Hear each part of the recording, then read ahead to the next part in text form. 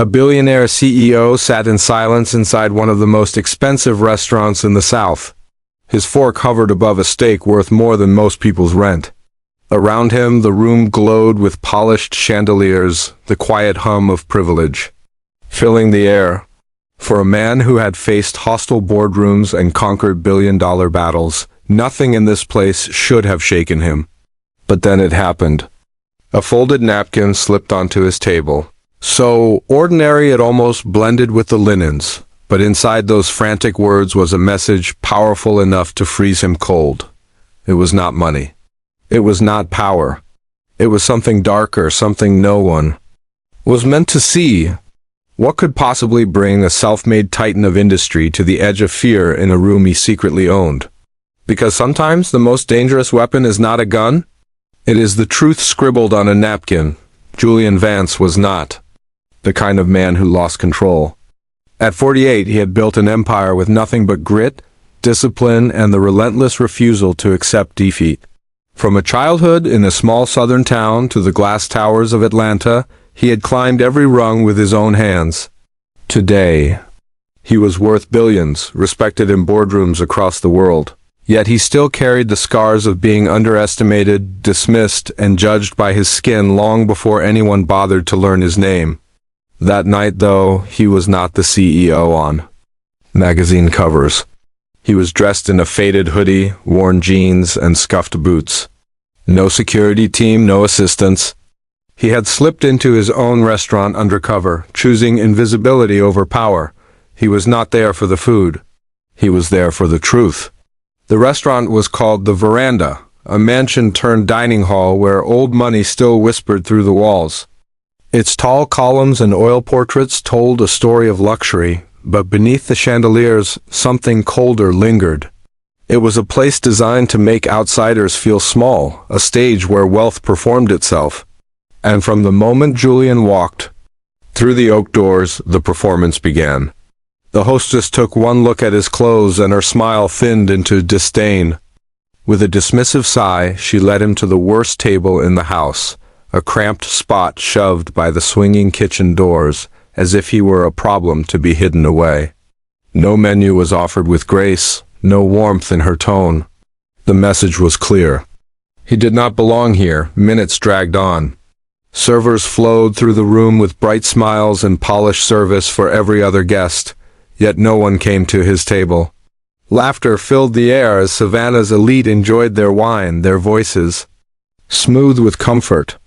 But Julian sat in silence, invisible in the space he owned. He did not react. He had learned long ago that silence could be sharper than words. Instead, he watched, he counted. Not a single other black diner in the room. Only black busboys clearing. Plates in quiet motions, moving like shadows no one acknowledged. It was not a coincidence, it was policy. And then there was her, Sarah Jenkins. She carried exhaustion on her young face, but her movements were steady, her posture straight. She wore the kind of dignity that no uniform could erase. Her shoes were worn thin, yet she moved with the quiet grace of someone who had learned how to survive in a place designed to break her spirit. She noticed the man in the hoodie, and for a brief moment their eyes met. In that silent exchange there was something more than routine. It was recognition. Julian was there to test the whispers that had reached him, rumors of cruelty, of a poisoned culture hiding behind polished silverware. But he did not yet know just how deep that poison ran. Sarah did. And she was about to make a choice that would risk everything she had left. Because sometimes the smallest act of courage is enough to set fire to the lies an empire is built upon. And tonight, in this restaurant of shadows and whispers, the truth was about to break through. From the outside, the veranda looked flawless. Inside, beneath the soft glow of chandeliers, it was a carefully rehearsed illusion of grace. But in the kitchen, where the public could not see, the mask slipped. The air was heavy with grease, sweat, and the kind of jokes whispered with cruel laughter. To the staff who thrived in that culture, it was entertainment. To Sarah Jenkins, it was a daily reminder that survival came at the cost of silence. The jokes were never subtle. When a black family came in earlier that week, the head chef had mocked their ghetto taste buds. tossing extra salt on their plates before sending them out. When busboys moved too slowly, they were called names no one dared repeat. Management never corrected it, they joined in. Every detail, from shift schedules to table assignments, reminded Sarah and the few others like her that their presence was tolerated, not welcomed. She had learned to move quietly, to keep her head down, to let the words wash over her without flinching. But on this night, something was different. The man in the hoodie did not belong to their script. He was calm, quiet, and his eyes followed everything. When he ordered the Savannah King's cut, a steak meant for show, plated like a monument to excess, Sarah's stomach tightened. She had served that dish only for celebrities and wealthy locals. The order from him was a risk, and she knew exactly how the kitchen would treat it. Her worst fears unfolded within minutes. At the grill, Chef Dubois lifted the massive tomahawk steak like it was a prop for his cruel performance. "A king's meal," he sneered, his accent thick with arrogance. "But for who? A dealer? A rapper?" Laughter rippled through the line. Sarah's body stiffened. She kept her face blank, polishing silverware at the pass, but inside her chest, her heart pounded. Then came the act. Quick, vile, unmistakable. Dubois leaned over, his lips curling into a smirk, and spit directly onto the steak. The hiss of fat and saliva hitting hot flesh was louder to her than the roaring grill. He flipped the meat casually, searing the contamination into it, while the younger cooks chuckled like schoolboys. One called it special seasoning. Another muttered, "Welcome to the neighborhood." Sarah froze. The scene felt unreal, like her mind was refusing to process it. But the sound, the laughter, the smell of seared flesh, it was undeniable. This was no accident, this was ritual. This was how they operated, hidden behind swinging doors. Her breath caught. She thought of her father at home, sick and fragile. She thought of the bills stacked on the kitchen counter, the rent she could barely cover. She thought of every humiliation she had endured just to hold this job. Staying silent meant security, speaking up meant destruction. But then she thought of the man in the hoodie. His eyes, when he looked at her, steady, unflinching, as if he truly saw her, not the uniform, not the exhaustion, her, and in that moment she knew silence was no longer an option. With trembling hands she grabbed a napkin from the service stand and a cheap pen from her apron pocket. Her handwriting faltered, jagged and uneven as she scribbled the words, "They call you the N-word in the kitchen. They just poisoned your meal." She paused. It wasn't enough. He needed proof. She added one more line, "Ask for the kitchen security." Tapes. They erased them every night. Her pulse raced as she folded the napkin, small enough to hide in her palm. Every second she expected Dubois or Harrington to glance her way. She forced herself to breathe, to move as if everything was normal. When the steak was plated, glistening and flawless under the heat lamps, Sarah lifted the marble slab with steady arms. Her legs trembled as she carried it out. In the dining room, time slowed. The man at table 19 waited, calm as stone, his fork untouched. She lowered the dish before him, whispering the practice line, "The Savannah King's cut, sir. Enjoy." At the same time, with a subtle motion, she slipped the folded napkin under his bread plate, half hidden from sight. Then she was gone, retreating back into the shadows, her chest tight with terror. Julian's eyes followed her departure, but he didn't move. He sat motionless for a full minute, then slowly reached for the napkin. He unfolded it beneath the table, and the words struck him like a blade, his jaw clenched. The calm mask remained, but inside his blood turned cold. It wasn't the slur. He had been called worse. It wasn't even the spit on his food. He had survived worse humiliations in his youth.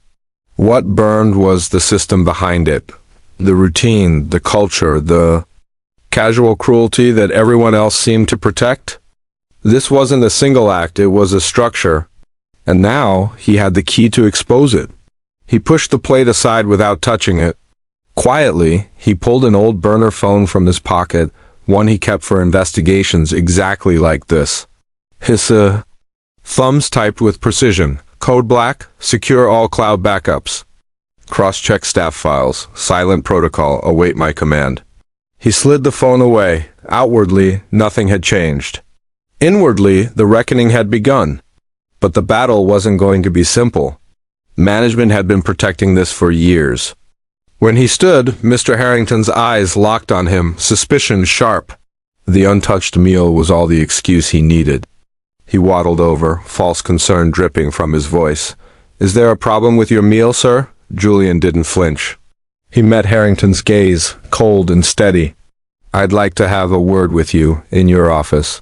And in that moment, the quiet man in the hoodie ceased to exist. What remained was a storm waiting to break. The kitchen doors still swung behind him, laughter echoing faintly. Sarah moved through the dining room like a ghost, wondering if she had just destroyed her life. The napkin was gone. The man had read it.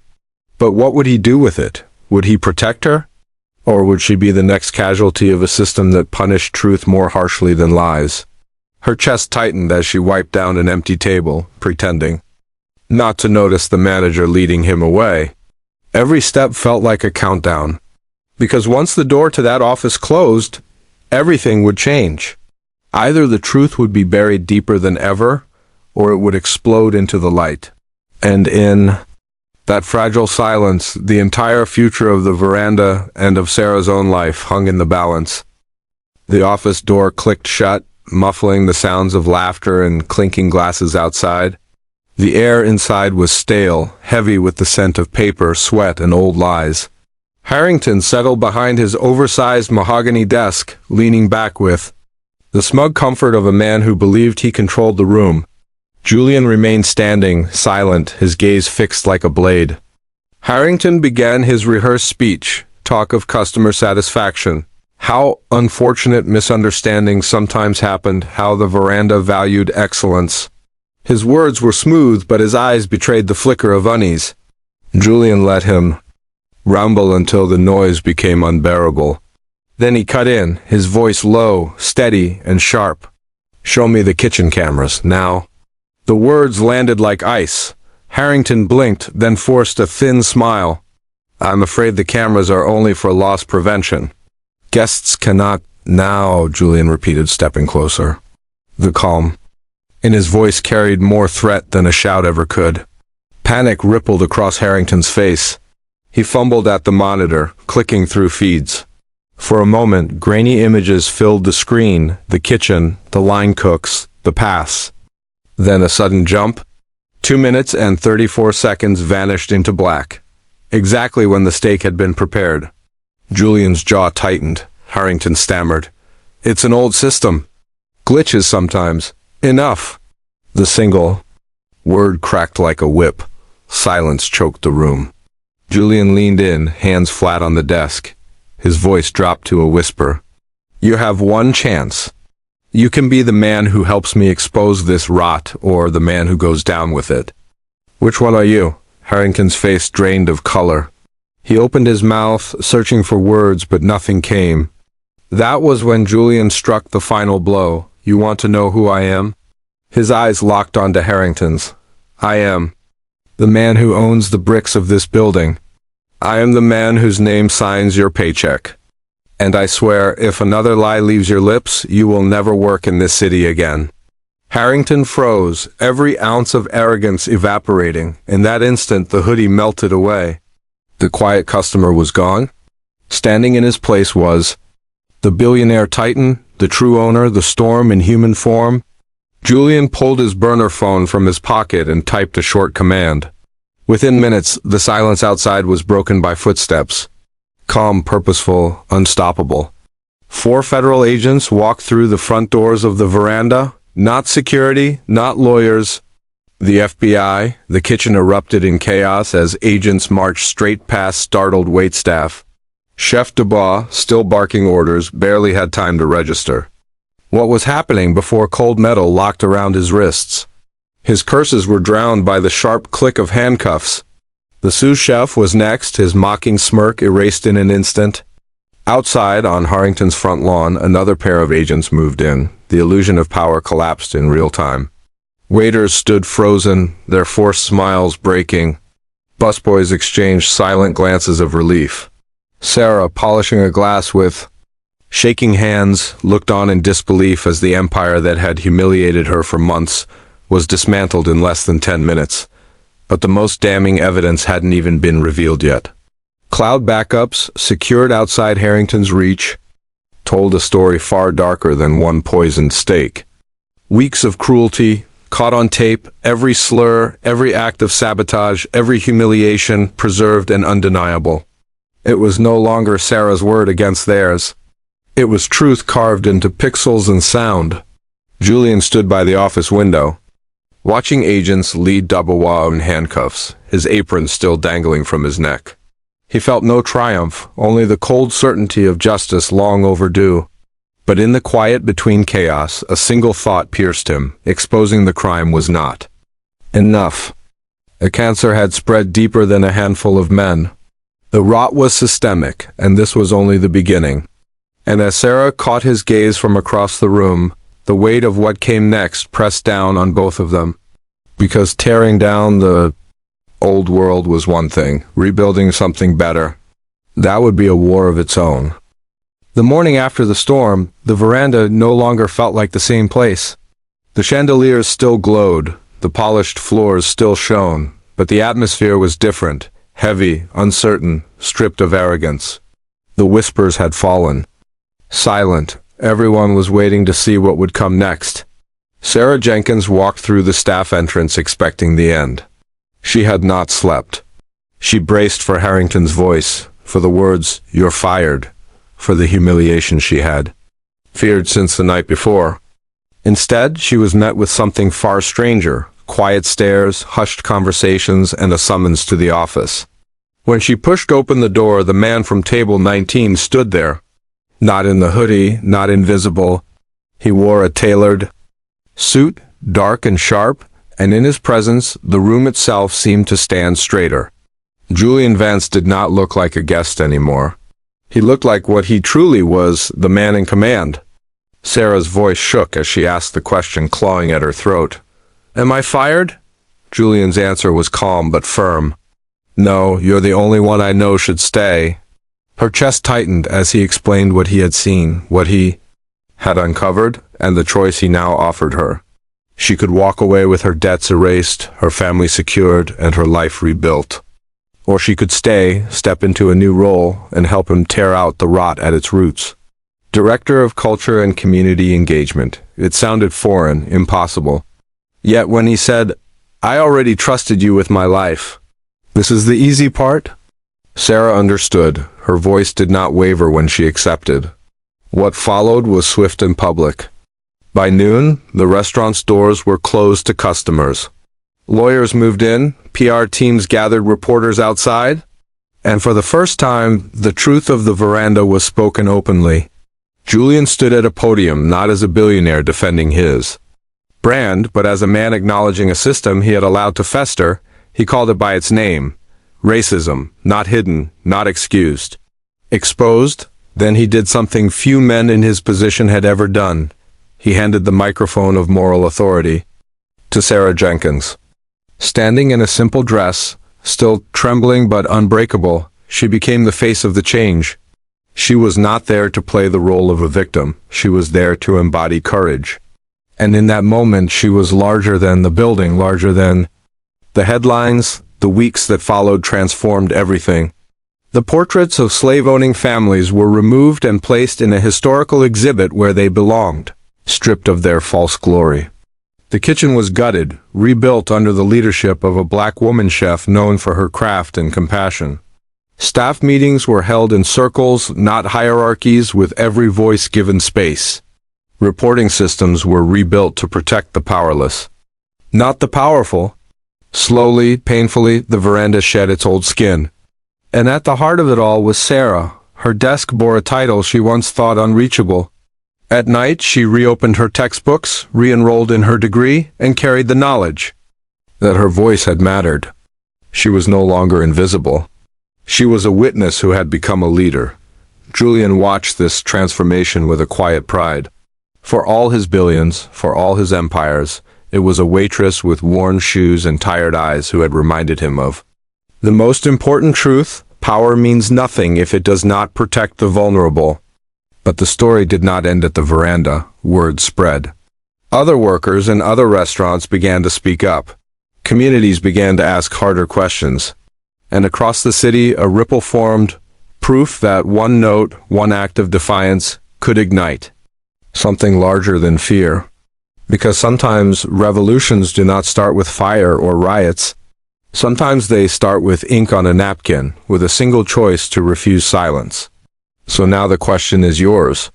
What injustice have you seen and stayed silent about? And what might change in your world if you finally found the courage to speak?